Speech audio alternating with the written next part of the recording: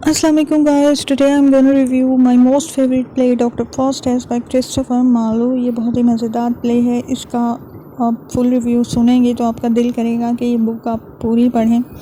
तो इसके जो मेन कैरेक्टर्स हैं पहले मैं आपको वो समझा देती हूँ। बहुत ही कम कैरेक्टर्स हैं, बहुत ज़्यादा नहीं है इसमें। तो कैरेक्टर समझने से ही होगा कि स्टोरी को समझना आसान हो जाएगा आपके लिए। So let's start. Born in Wittenberg Germany, he is a highly educated person. बहुत ही ज़्यादा पढ़ा लिखा है, expert in medicine, law, logic and theology, और बहुत ही लालची इंसान है। He is a lusty person and wants power, fame and money. उसे चाहिए दौलत, शोहरत और पैसा। तो वो सोचता है कि क्यों ना नेक्रोमेंसी का रास्ता इख्तियार किया जाए, यानी कि काले जादू का। तो वो ताकि वो ये तमाम चीज़ें हासिल कर सके दुनिया में ही। तो उसमें जो लालच है वो उसको फोर्स करता है अच्छाई का रास्ता छोड़कर बुराई के रास्ते पर चलने के लिए। तो उसके लिए वो सबसे पहला काम करता है एग्रीमेंट विद लूसीफ़र। पहले मैं आपको बताती चलूँ कि लूसीफ़र कौन है। लूसीफ़र है शयातीन का सरदार, प्रिंस ऑफ हेल।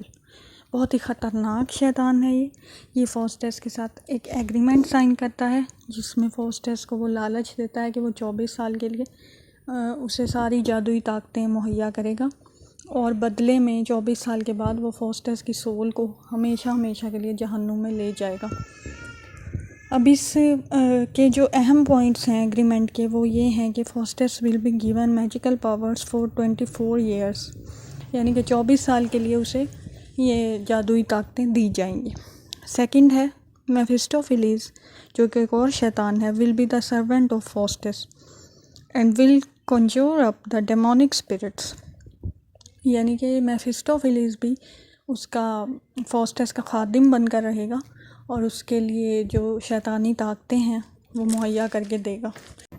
अब इस एग्रीमेंट को लेकर फॉस्टस के माइंड में एक इंटरनल कॉन्फ्लिक्ट चल रहा है जिसमें एक गुड एंजल आता है और एक bad angel. Good angel appear होकर कहता है कि फॉस्टस नेकी का रास्ता अपनाओ, ये रास्ता छोड़ दो, तुम्हें एग्रीमेंट पर साइन नहीं करने चाहिए। जबकि बैड एंजल जाहिर है कि बुरा है, तो वो आके उकसाता है कि नहीं, तुम्हें एग्रीमेंट पर साइन करने चाहिए, जादुई ताकतें ले लेनी चाहिए और दुनिया ख़रीद लो और आखिरत को छोड़ दो। तो क्योंकि उस वक्त फॉस्टस के दिमाग पे लालच सवार होता है तो वो एग्रीमेंट पे साइन कर देता है ब्लड से, अपने खून से।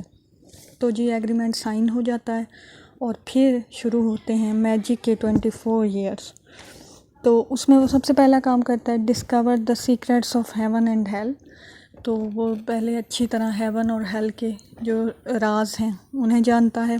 फिर वो प्लैनेट्स और स्टार्स की सैर करता है। तो सबसे अहम पॉइंट्स इसमें दिखाए गए हैं वो यही हैं, और इन अहम पॉइंट्स में जो ज़्यादा हाईलाइट किया गया है वो ये है कि वो इन 24 ईयर्स में रॉयल कोर्ट्स में परफॉर्म करेगा अपने मैजिक फीट्स, और दो जो सबसे अहम मैजिक फीट्स वो करेगा वो होगा अलेक्जेंडर द ग्रेट और उसकी वाइफ को अपेयर करने का, और हेलन जो ग्रीक प्रिंसेस है, खूबसूरती की देवी, उसको अपेयर करने का। इस सब के बीच में 24 साल में उसे थॉट ऑफ रिपेंटेंस भी आते रहेंगे, यानी कि जीसस क्राइस्ट से माफ़ी मांगने का ख्याल।